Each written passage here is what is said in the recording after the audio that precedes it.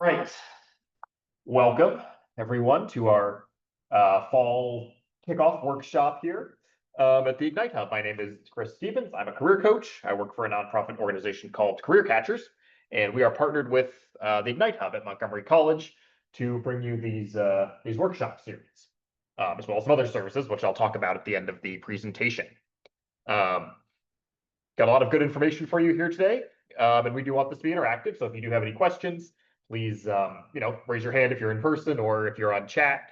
Just put your questions in the chat box, and we will address them. So our topic today is the job of finding a job, and this is really where we want to start when we're thinking about our sort of career workshop series, right? Now, the job of finding a job, right? Why do we call it that? It's because that's reality. Finding a job, nowadays is basically a full-time job in and of itself. You have to devote, a good amount of effort and, use a variety of tools at your disposal in order to maximize your chances of reaching your career goals. So we're going to talk about how to do that today, and what kind of things you need to consider, and some strategies that that you want to think about as you're beginning this process. Now, these tips are not just for people who are currently looking for work. If you're currently employed and looking to switch careers, or maybe you're happy in your field and want to advance, a lot of this material is relevant for you as well. Sort of engaging with the job search process is not just something that we should do, when we need a job, right? It's something that we need to be thinking about all the time. Because a lot of the preparation and things that you're going to do to be successful are things that you can do even if you're working. So we'll be going over that today. We'll be talking about sort of how to get started, how to do some things like market research, some of the different job related resources, job boards that you might use. We'll cover networking strategies a little bit, following up, and things like goal setting. So a lot of good information.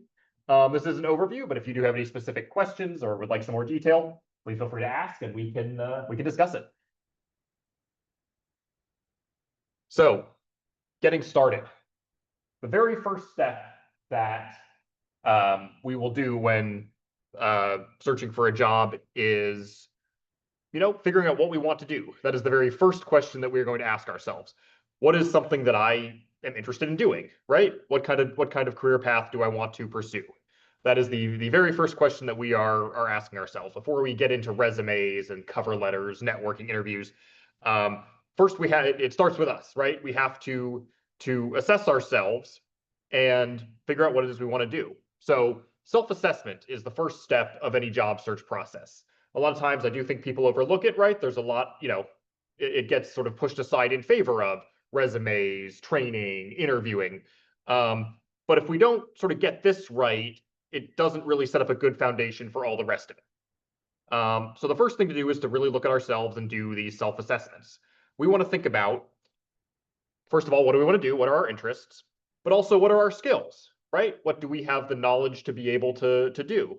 And what are our strengths? What are we good at? These are all, the skills and the strengths can often inform your career path and may sort of help you figure out the direction that you want to go. Ultimately, self-assessment, narrows down our choices.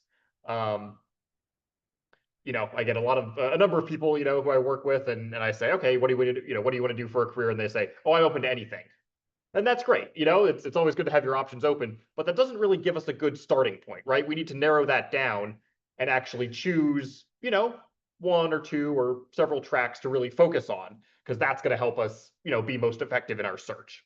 So that's what you want to figure out first, thinking about your skills, your strengths, your interests, to narrow down what it is you want to do. And the more specific, the better, right? Saying that you want a job in IT. Okay, that's great. That's a little more specific, right? But the IT career field is very broad. It covers so many different things. You have IT support, you have cybersecurity, you have data analytics, you have AI. So, and all of those fields are pretty specialized, right? Each one requires, different kinds of training and education. So you want to make sure that you can be as detailed as possible in, choosing your career path. And that all starts with the self-assessment.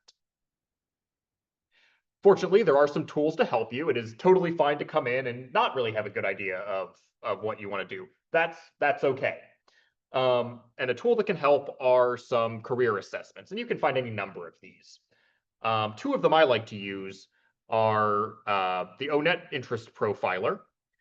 And if you are going into the IT field or thinking about it, CompTIA has an IT assessment to help you choose which career path you may want to look at.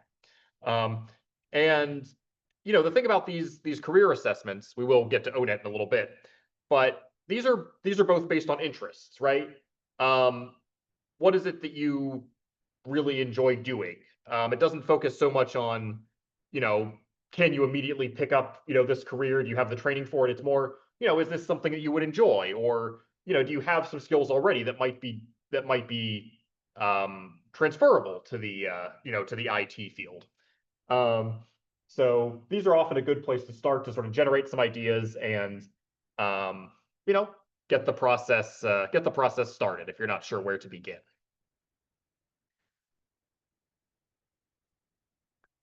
Once we do that, once we sort of have have an idea of kind of what we're interested in, what we like to do, maybe we've gotten some, a few different possible career paths off of some of these interest profilers.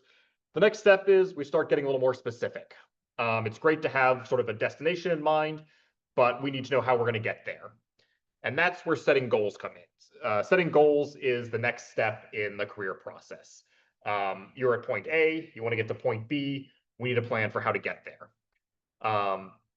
Setting goals provides us with focus, again, specific things to work on in service of our larger goal, and accountability. We know if we're making progress towards getting to that final goal.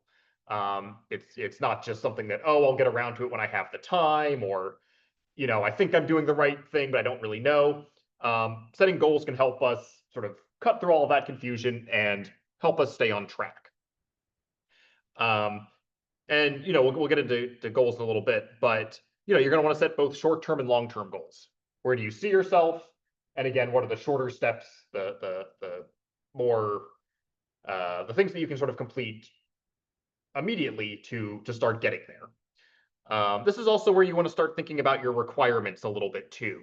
Finding a career path isn't only dependent on what we're interested in doing, right? We all have different, responsibilities and obligations in our lives. You may have a specific salary that you want to be hitting, right? You may want to find a job that has a certain schedule. If you have responsibilities like childcare, that's going, that you're going to have specific scheduling requirements. Do you want to work remotely or in person? All these different sort of requirements, we need to take those into account as we're setting up our goals. That'll help us find, again, the best possible fit for our career path. Comments, questions so far? All right. Now, setting goals can be a bit overwhelming, right? Again, it's very easy to just say you're going to do something and then not really have a way to kind of follow up with that. Again, if I say that my goal is to get into IT, that's great, but it doesn't really give me a starting point. So an excellent tool that I recommend everyone uses as we're thinking about goals is this concept of SMART goals. You might be familiar with it, but SMART is an acronym. Every goal we make, no matter whether it's a long-term goal, a short-term goal, we want them to essentially use this framework. So let's walk through it. Goals should be specific. You want your goal to be as precise as possible. To go back to that IT example, saying I want a career in IT is not very precise. Saying I want a career in IT in cybersecurity, that's a little bit better. That's more focused, right? We have a little more of a clear pathway towards that. Saying, I want a career in IT in cybersecurity, and I'd like to, work for a specific company or a government agency, something like that. That's even better. It is very specific and really lets us narrow down on sort of hone in on the requirements and things that you're going to need to achieve that. Now, goals change over time. That's fine. But starting out as specific as possible is always good. So that's S. M is measurable. You want to be able to quantify your progress. We need to have a way to determine how close we are, how much progress we're making towards towards our final long-term goal. If we don't have that, it can be pretty hard to stay motivated, right? We may not feel that we're making progress. It can get frustrating, and kind of feel like we're not really directing our energy anywhere. So having a goal that's measurable. If I want a career in cybersecurity, I will need to get some certifications, right? I'll need to be have a certain skill set that I'll need to bring to the table. How can I measure that? Well, maybe I can measure that by getting certifications, right? Maybe the Security Plus, maybe I start out with that, the CompTIA Security Plus certification. Maybe I get the penetration tester or the CISSP certification, right? These are all measurable things that we can do in service of our final goal. And honestly, if your goal is it doesn't even have to be sort of that in depth. If your goal is I'm going to apply to 10 jobs a week, have a tracking sheet, right? You can mark off exactly how many jobs you've applied for. That's measurable, right? But in fact, that's a good example. Rather than saying I'm just going to apply for IT jobs, give yourself a number, right? Make it so that it's measurable. You want to set goals that are attainable, right? Set goals that are realistic. I'm not saying sort of, don't sell yourself short. It is great to dream big. If you want to set a very challenging sort of long-term goal for yourself, that is great. By all means, go for it. What I mean more by attainable is, you want to have a realistic expectation of what that's going to take. If my long-term goal is to become president of the United States, great. I will happily encourage anyone in service of that goal, but it's going to, take a bit of effort, right? That's not something that I can just start doing, right? And I need it's going to take a lot of effort, and I need to be sort of aware of what that is. So, attainable just means, have an understanding of what you can achieve and what you will need to do, to achieve your goals. But by all means, dream as big as you can. Goals should also be relevant, right? This means that these goals should sort of genuinely matter towards your end state, right? Where you want to be. If I'm looking at that cybersecurity job, I could take a certification in, say, healthcare or something like that. That's fine, but would a certification in healthcare really help me towards my goal in cybersecurity? Maybe not, right? So whatever goals you make you should be able to see sort of a clear connection between what you're doing now and where you want to be. I know sometimes there's an inclination to sort of do whatever training you can and sort of say yes to every opportunity, and that's fine. But you want at the end of the day, you do want to be focusing your energy where it's going to be the most effective.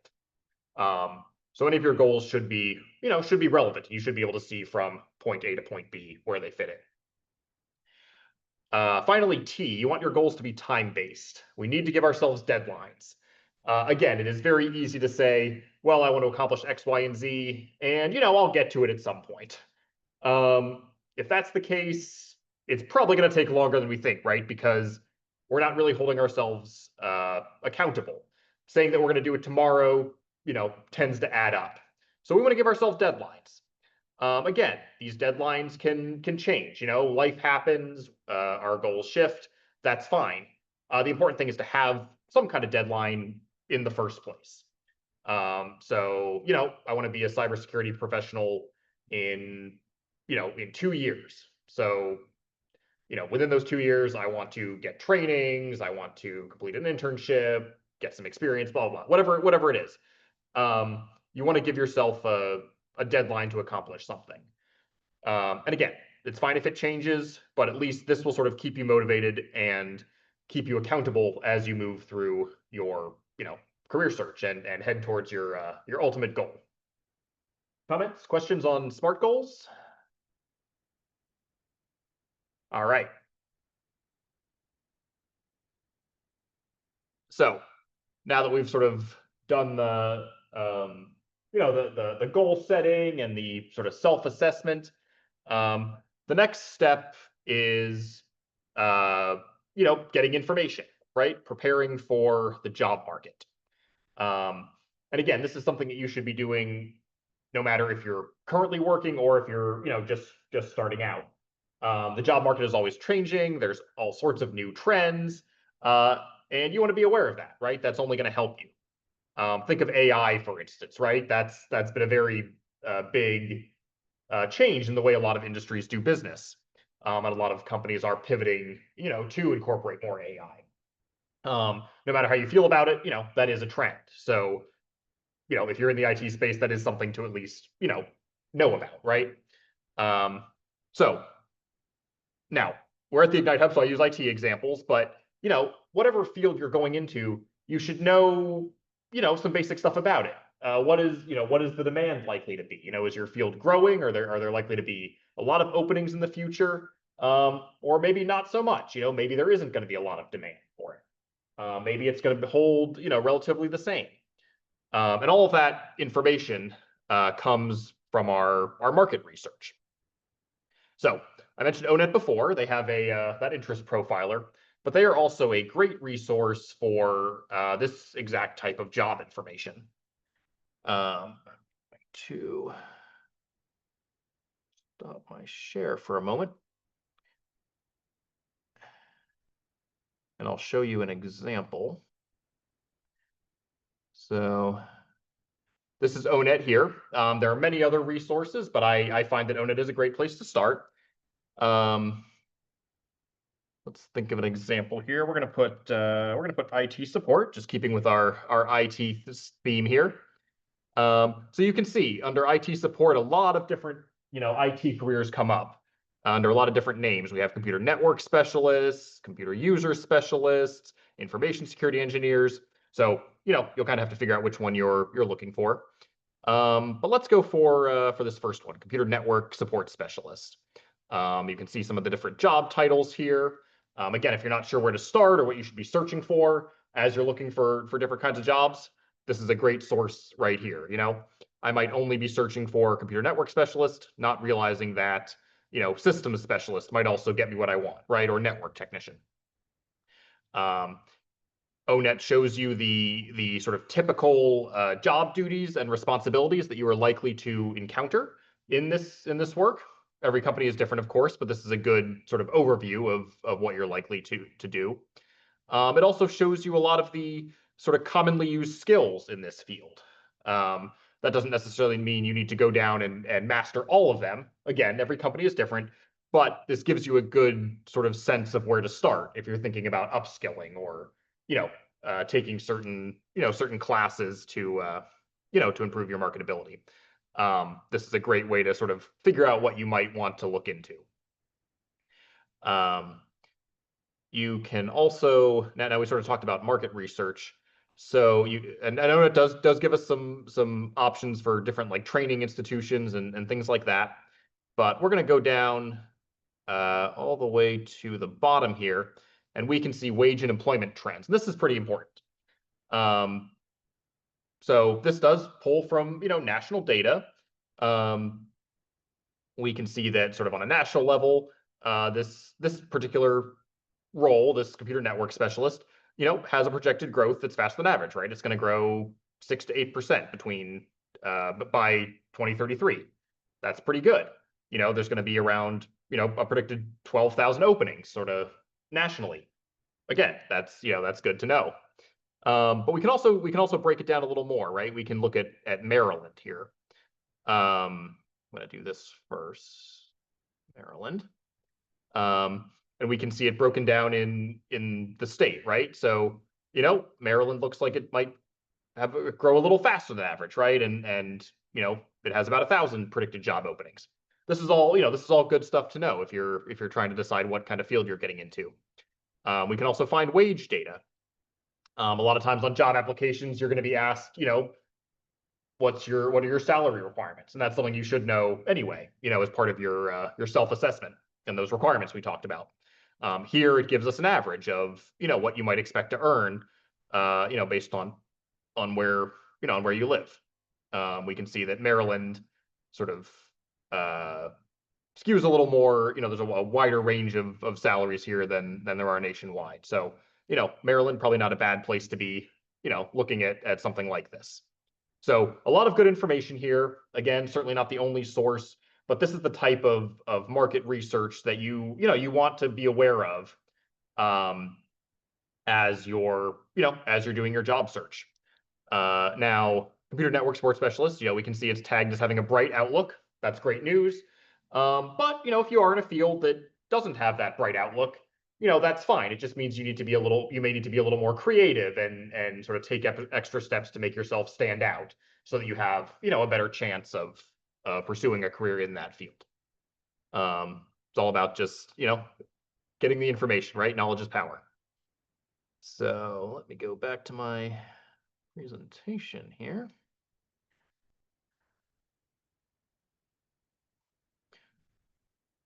All right.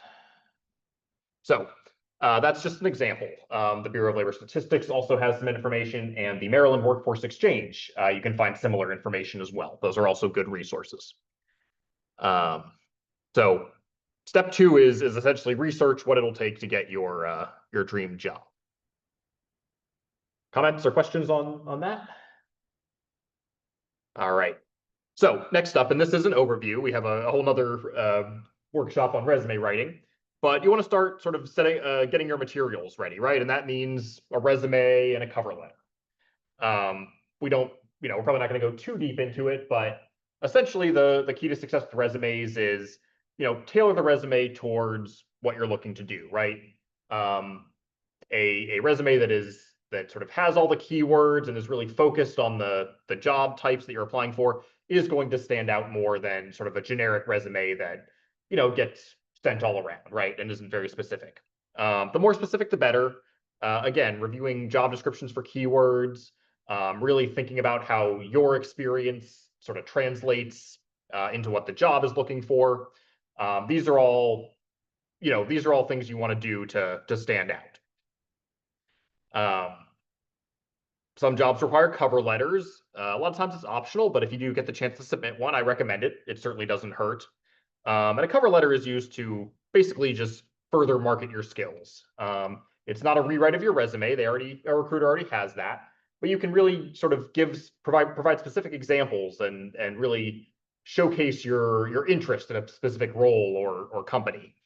So a cover letter can be a good tool to use, especially since a lot of people may not submit them, right? So if you're the one that does, it just gives them, it gives the recruiter, the company, just a little more information about you. Resumes should contain work experience, education, skills, and obviously your contact information. That's the most important part. Make sure your contact information is up to date, if you do nothing else. You can also put things like awards and volunteer experience. If you're a member of any sort of groups, you can maybe put that on there. But try to make sure it's relevant to the position you're applying for. Now you may be thinking, well, I'm trying to switch careers, right? I'm trying to move from one career field to another one. How do I make my resume do that? Well, that is a whole other workshop that we have as well. But in brief, the key there is transferable skills. Think about what skills you use in your current role and how they can apply to, to the career field that you're looking at. If I'm working in hospitality, right? Let's say I'm front desk at a hotel or something like that. And I'm looking to get into IT, right? Maybe a help desk person or an IT support person. I may not have the technical experience, but I've got customer service. I know how to talk to people. I know how to de-escalate situations when they're upset.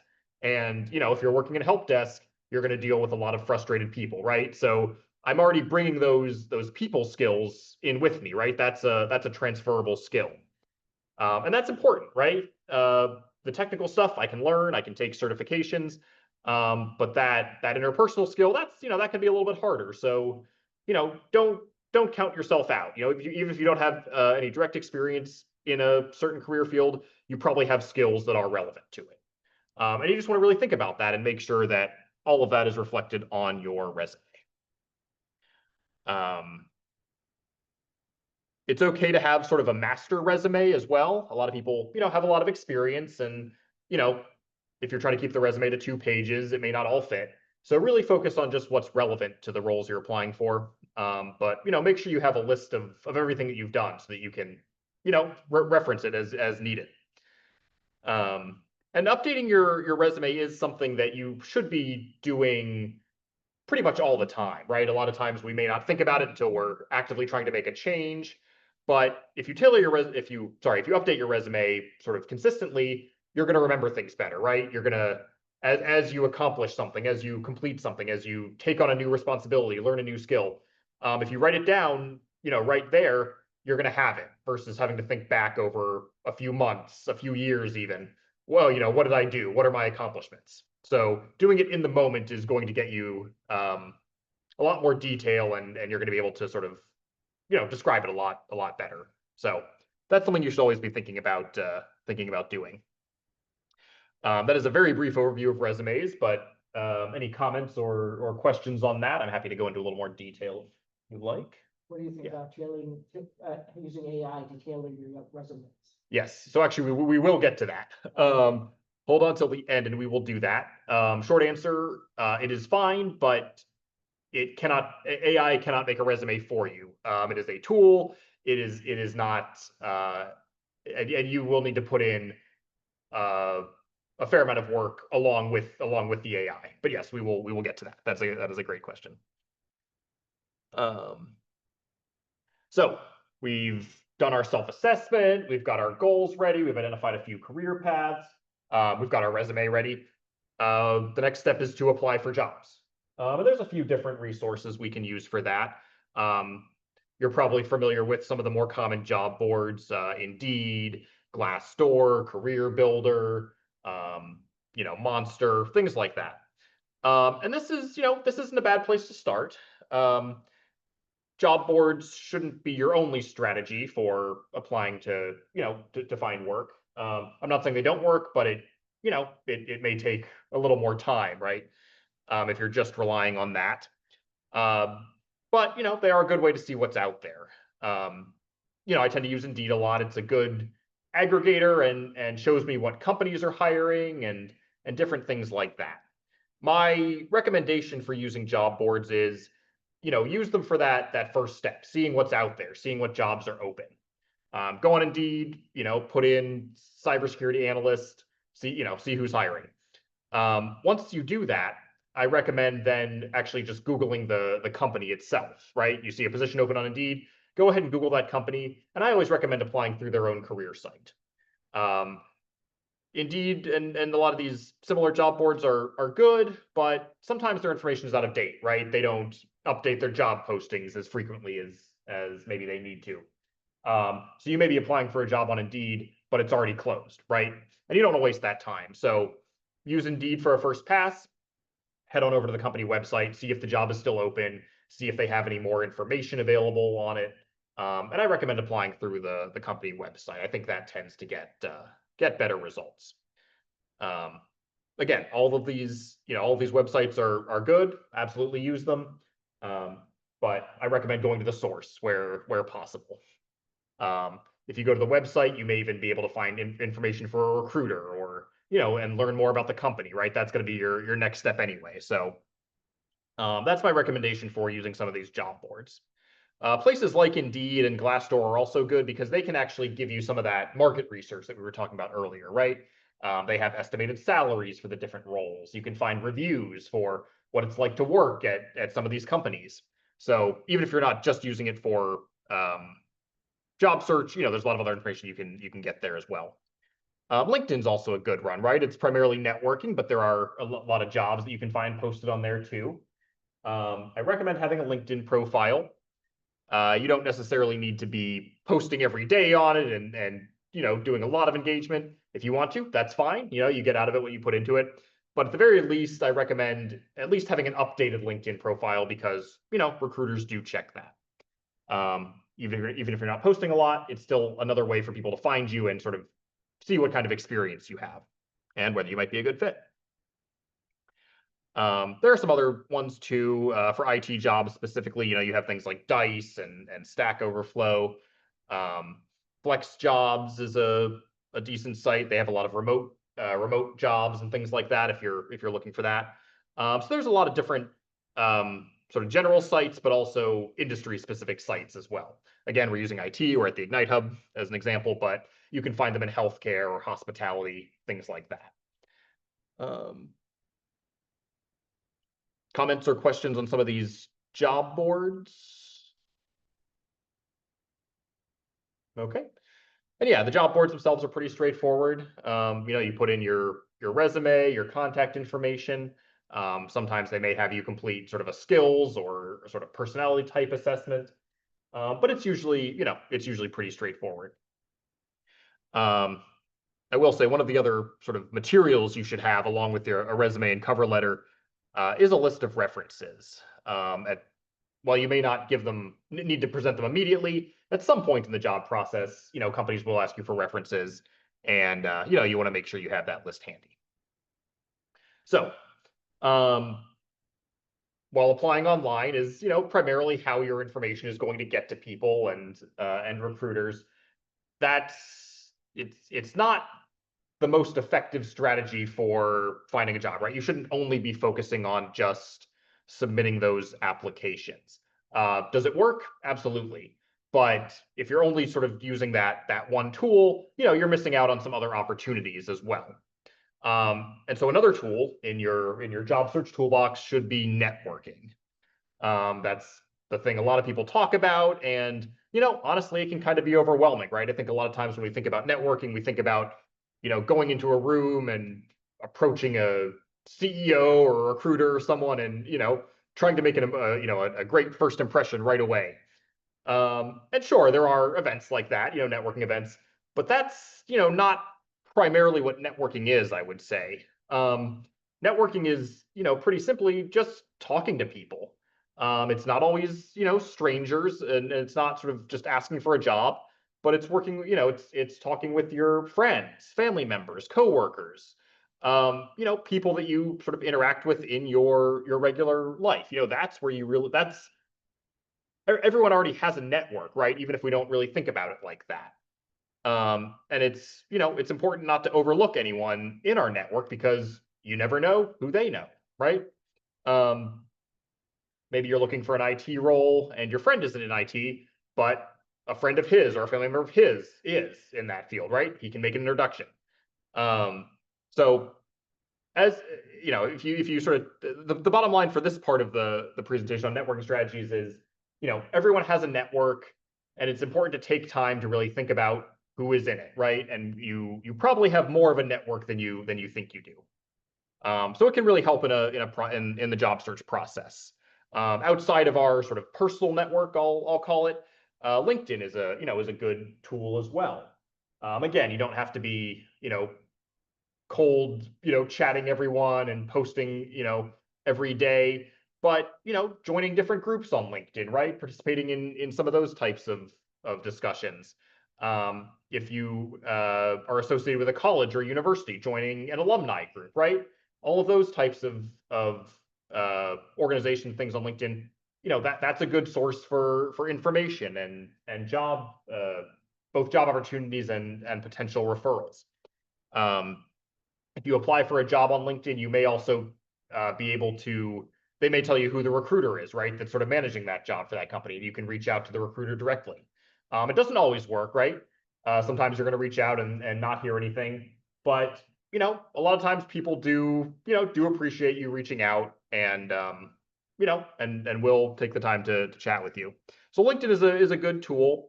I recommend, again, joining groups, following different companies, just kind of keep up to date with what's going on in your field.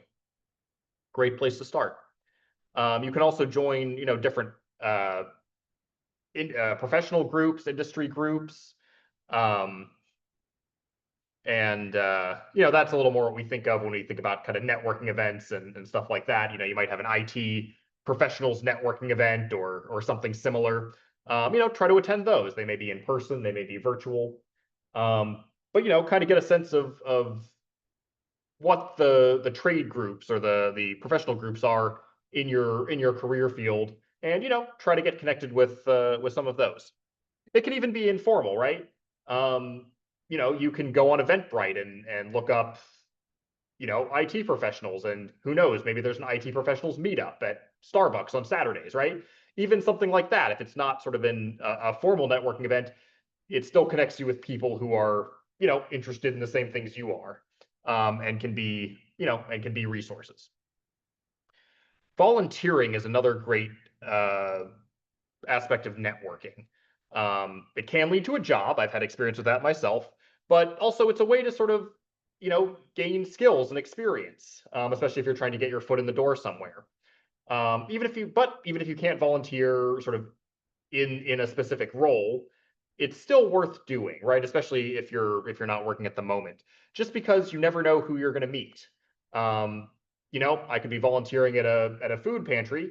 Is that related to my, cybersecurity goal? Not really, but maybe the person who's volunteering next to me, is a cybersecurity, professional. Maybe we get to talking, right? That's a connection right there.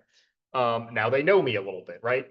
So volunteering is a great way to, to network, get some skills, and, sort of get yourself out there. I kind of mentioned the meetup, Facebook groups, social media things. Again, it doesn't have to be formal, but I recommend, looking up online, like Eventbrite or Facebook or what have you, and, seeing what's out there. There are almost certainly other people just like you trying to do the exact same thing you are, and, more than willing to chat. When we're thinking about, the networking strategies, it's not really, you're not necessarily just walking up to someone and saying, "Hey, I hear you're hiring, give me a job," right? That's not really the best approach. Networking is more about those, referrals and recommendations, it's not about you asking for a job directly. It's, someone else saying, "Hey, I know this person. I think they'd be a great fit. I had them apply, kind of give them a chance," right? That's a referral or a recommendation, right? I've seen this person's work ethic. I think they'd be a good fit here. There's a few kind of steps there, and that's really what we're looking for. And that is sort of the, what you think about when you think about networking. But you can leverage sort of networking strategies in other ways. For example, informational interviews. Now, when we think of interviews, we think about, interviewing for a job, right? A recruiter is sort of directly evaluating you to see if you would be a good fit for the company. Informational interviews take that pressure off. All you're doing is asking for information. You may not even be talking with a recruiter. You're just talking with a professional in whatever field you're looking to join, right? You're asking them questions. Hey, tell me about your career journey. What helped you? What were your challenges? Tell me about the company you work for. What's the culture like? It is more so you getting information. Now you can, of course, kind of market yourself a little bit in those conversations, right? You can always, you always want to make a good impression, but the informational interviews are primarily for that, right? Getting information to kind of help yourself as you navigate along the career path. And also, I recommend, reaching out to people for informational interviews, but that can sort of take the pressure off that interaction. If you say, "Hey, I'd like to, you're a cybersecurity specialist. I'd like to chat with you about your career, experiences," that's less pressure than, "Hey, I'm looking for a job. I'd like to meet up and talk with you about that," right? People really like talking about themselves, and so that kind of, lowers the pressure a little bit. You can contact companies directly. That is easier said than done, especially if, it's a large company. There may not be necessarily a direct route from you to an HR person. But if you're working with a contracting company, a temp agency, some of them have recruiters that you can reach out to and kind of work with directly. So where possible, it is worth trying to find someone to contact. Again, easier said than done, but if you can get the contact information for a recruiter or someone, definitely reach out to them and use them as a resource. That's their job. Questions about networking?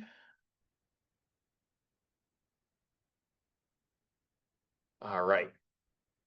So we've done our self-assessment. We've got our, resumes, our cover letters. We've been submitting to job boards. Maybe we've had some, networking events, done some informational interviews. But that's not just one and done, right? You're not sort of done with the process once you submit a resume through Indeed or, attend a networking event. You want this to be consistent, right? We talked about how this is sort of a full-time job and requires that sustained effort.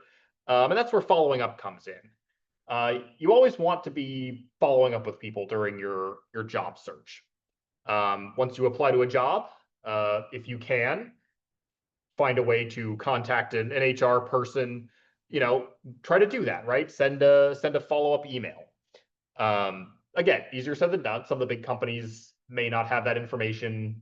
They may get kind of difficult to find, but where possible, try to do that.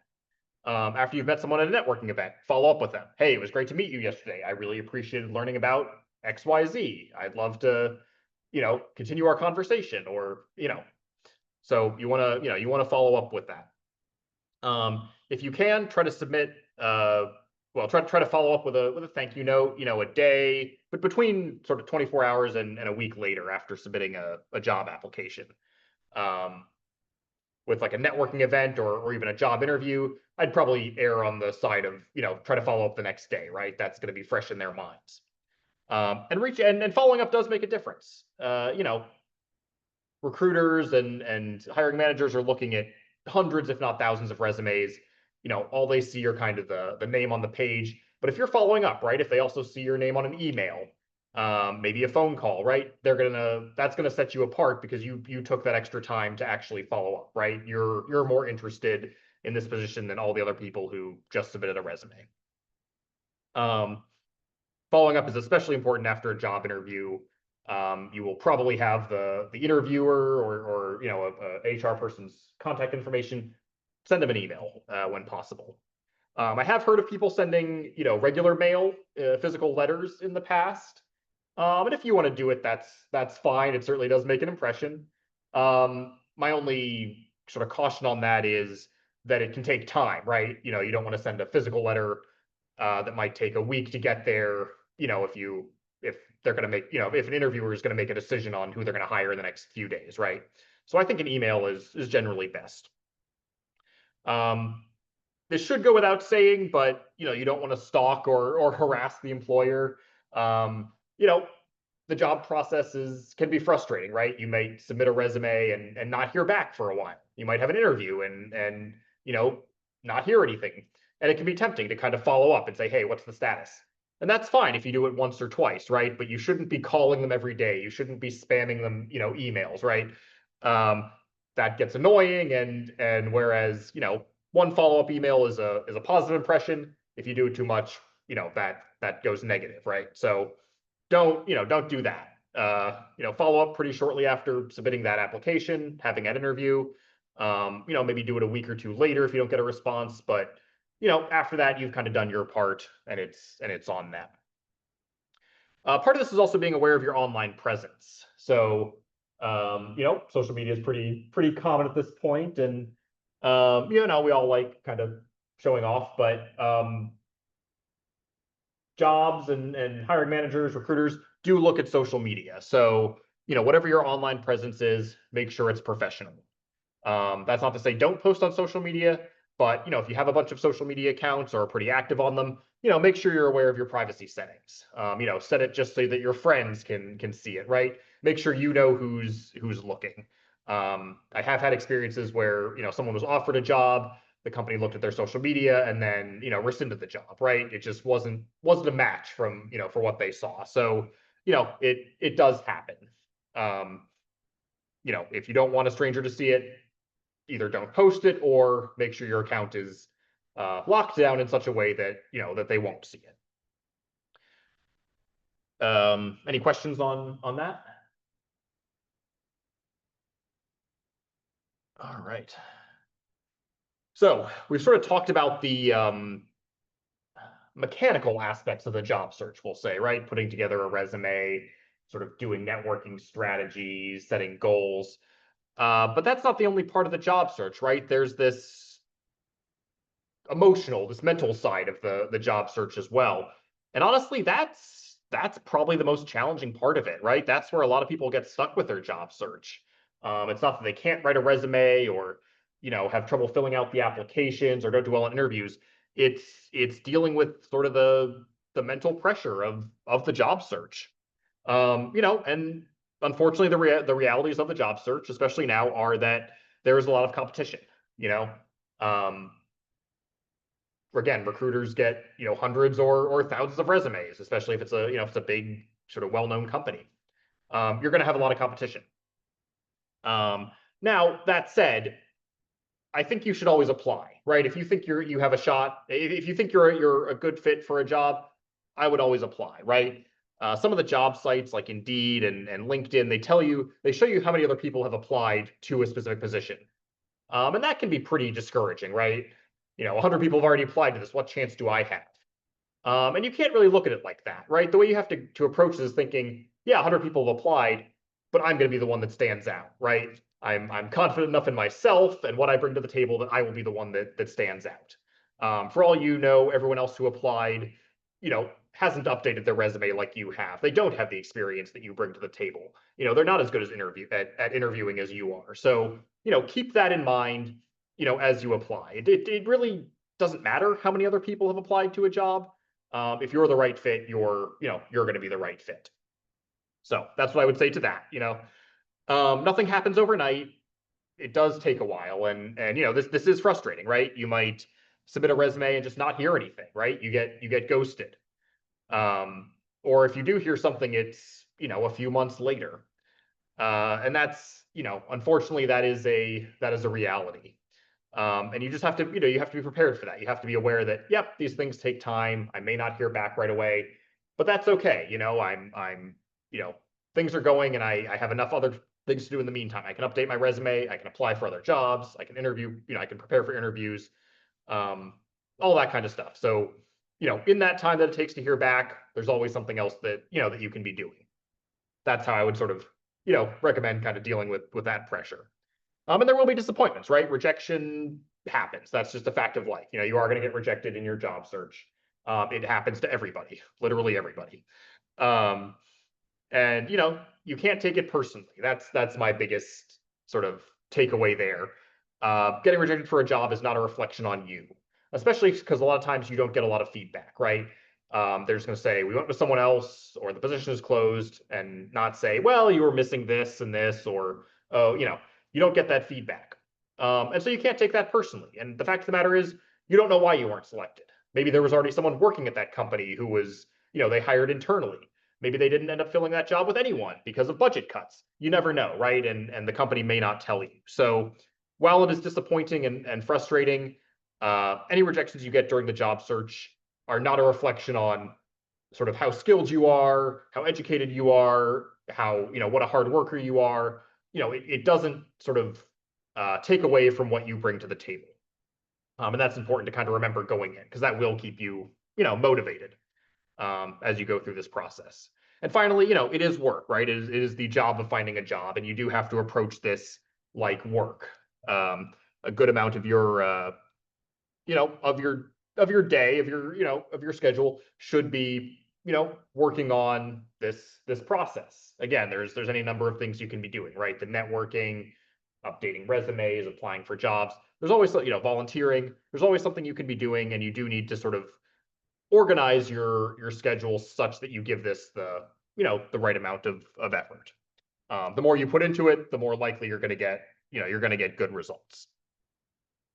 So how can we kind of make this happen?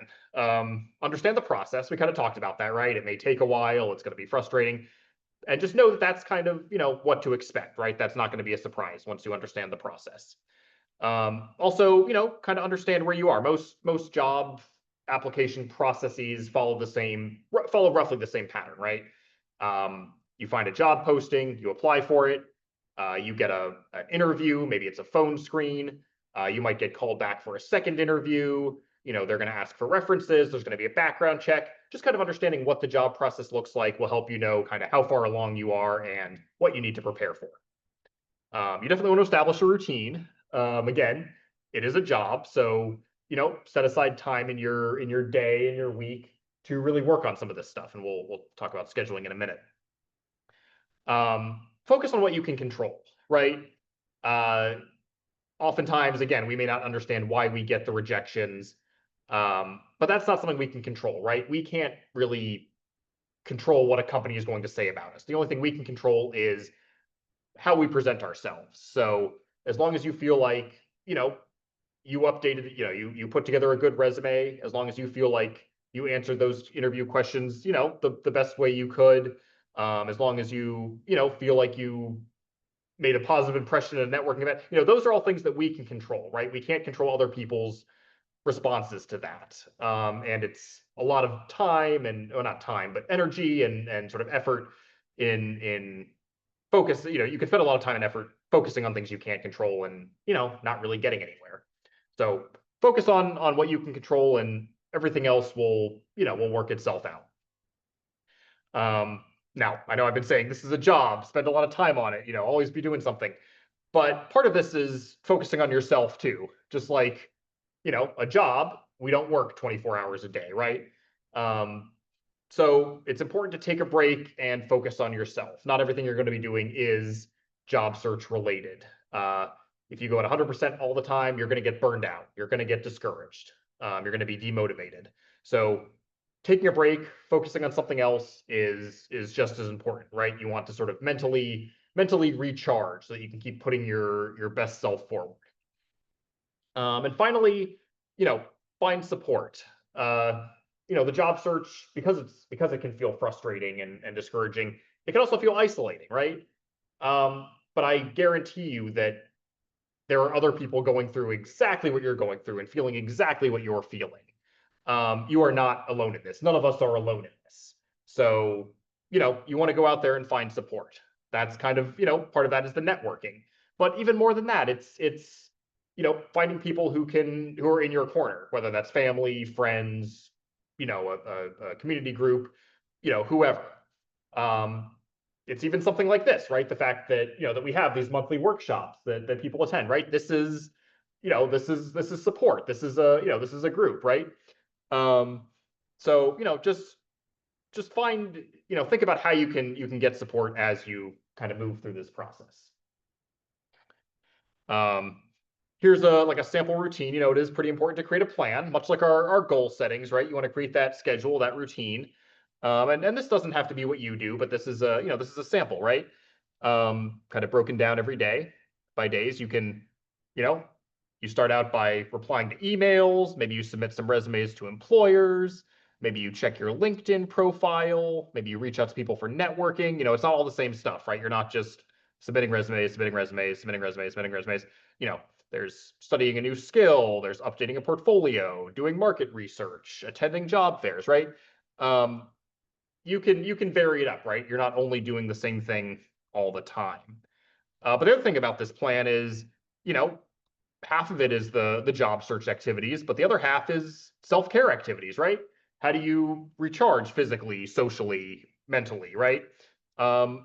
Exercise is important, connecting with friends and family, taking care of your other responsibilities, right? Housework, doing family activities, movie nights, whatever it is, it's not going to be the same for everyone, but make sure you schedule that time in for yourself as well, because it can be very easy to let the sort of the job searching overtake us, and then we're spending all of our time on that and feeling mentally drained, because we haven't planned for, because we put ourselves second, and you can't really afford to do that during a job search. Comments or questions on kind of this mental aspect of the process? Thoughts?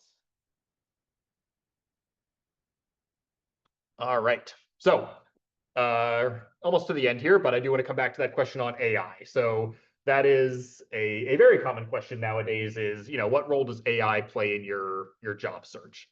So here's a graphic I found. This is actually based on data from Resume Builder. And this is in 2025, so this year. So 68% of companies reported they will be using AI to sort of enhance their hiring process, right? To acquire new talent by the end of the year. somewhere in that hiring process, they're going to use AI. 82% of those companies, the people surveyed, said they use AI to review resumes.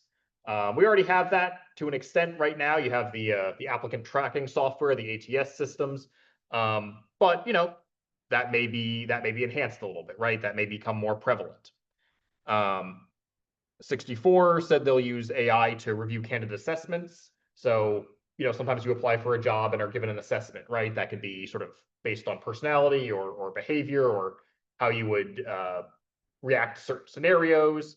They're going to sort of use AI in that process to make a determination. And 42% said that they will use it to scan social media or personal websites as part of the hiring process. So that is still very much alive and well. The company's doing those checks on social media and your online presence, and AI may make it easier to do that. So AI very much is a part in this process. So that's how companies are using it, right?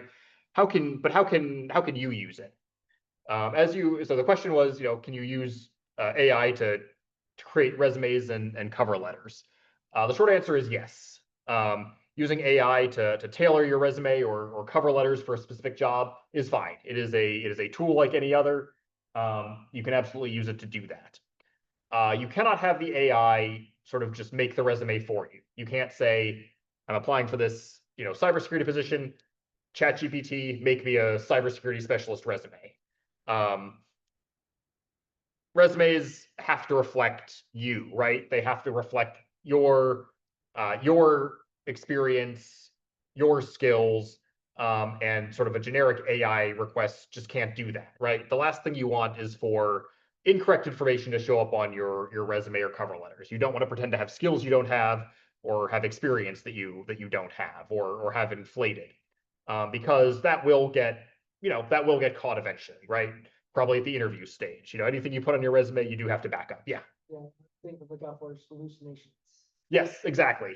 Yeah. So sometimes, AI is certainly not perfect. It may just make things up. So if you do use use AI to tailor a resume, make sure you spend a good amount of time reviewing it and making sure that it is accurate. I find that it helps to, and there are a few ways to do it, but I find that it helps to maybe stick the job description in whatever AI system you're using, and then you can include information from your resume too, and say, how does this match up, right? Identify skills from my resume that apply here, and kind of do it that way. There's a few ways to do it. Same with cover letters as well. You can ask an AI bot to generate a cover letter, but it does need to be you. It does need to sound like you and accurately reflect your experiences. So yeah, tailoring the resume for specific positions, identifying transferable skills. Again, I'm working at a hotel front desk. I want to get into cybersecurity. Or help desk rather. What skills do I have? I can ask ChatGPT to tell me, what skills am I using now that are relevant to to a help desk, and incorporate those in a resume. That's fine. They're pretty good at that for the most part, I would say. You could also use it to explore career pathways. Again, if you're not really sure what you want to do, you can say, hey, here are my interests, here are my skills, here are my strengths, here's some experience I have. What are some career pathways where this might be a good fit? What are some possible sort of job titles that I might look at? And I think it can do that pretty well too. Again, you want to take it with a grain of salt and sort of double check things. But if you're just trying to get started there, it can also be used for something like that. You can also use it for interview preparation. That does not mean you can ask it to generate answers to interview questions. Again, it will probably come up with something generic and not really sound like you and really take into account your experience. But you can say, hey, I'm going for that cybersecurity specialist interview. What are some sample questions they might ask, right? You can use it to kind of prep that way. I wouldn't use it really to generate answers, not unless you do a lot of work alongside it to review the answers. Might be able Yeah. to do it for technical questions. Yes, that's another good one, right? So to use an IT example, yes, you could use it to. In that case, you could ask it, how do I answer a certain technical question? Yes, that's probably the exception there. Absolutely. Yeah. But yeah, and so things you want to watch out for, like you mentioned, it can make stuff up. AI, can hallucinate and give incorrect information. But even if the information isn't correct, it may be generic. If you say, generate me an AI resume for my, hotel front desk position, it'll probably come up with a list of tasks that I do, and that's fine. But that doesn't really highlight what I actually do, right? That doesn't show my accomplishments or outcomes, right? It can say, make reservations for hotel guests. Yep, that's what I would do. But, it sounds better to say, make hotel reservations for, 100 people a day, right? Field 100 calls, have a, help,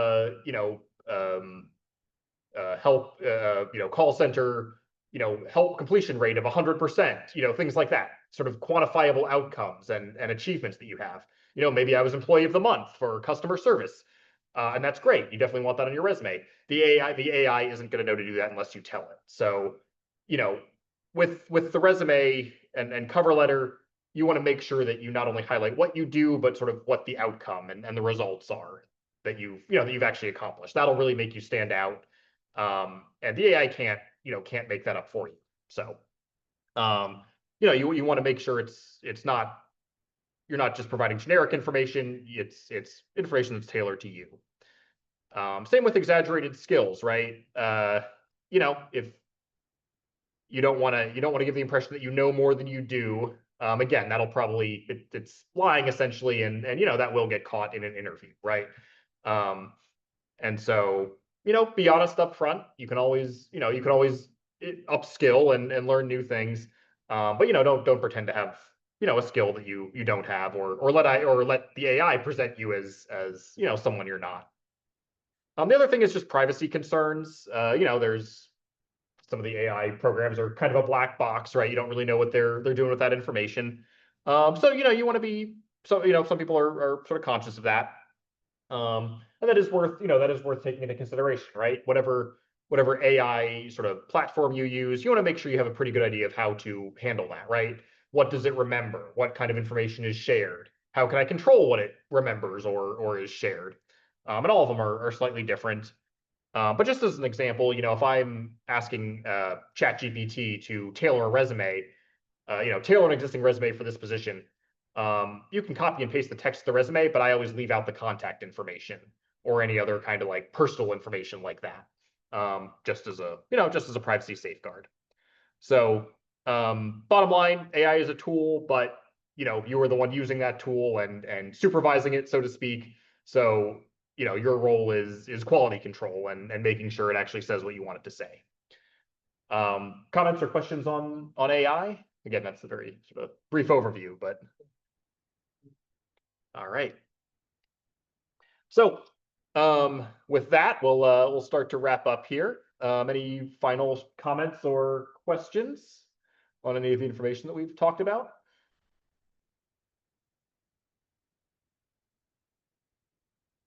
All right. If not, I do want to thank you for coming once again and taking some time out of your day. These will be monthly workshops if you're not aware, so we hope you can join us again in September. And I'm going to go ahead and put up a QR code on the screen here. This is just a survey that we use. It's anonymous. Please just take a minute to fill it out. We do appreciate your feedback, and we use it to improve our offerings in the future. Put up for a minute. Let's go on the chat. And while you're doing that, I'm just going to pull up one more thing here. There we go.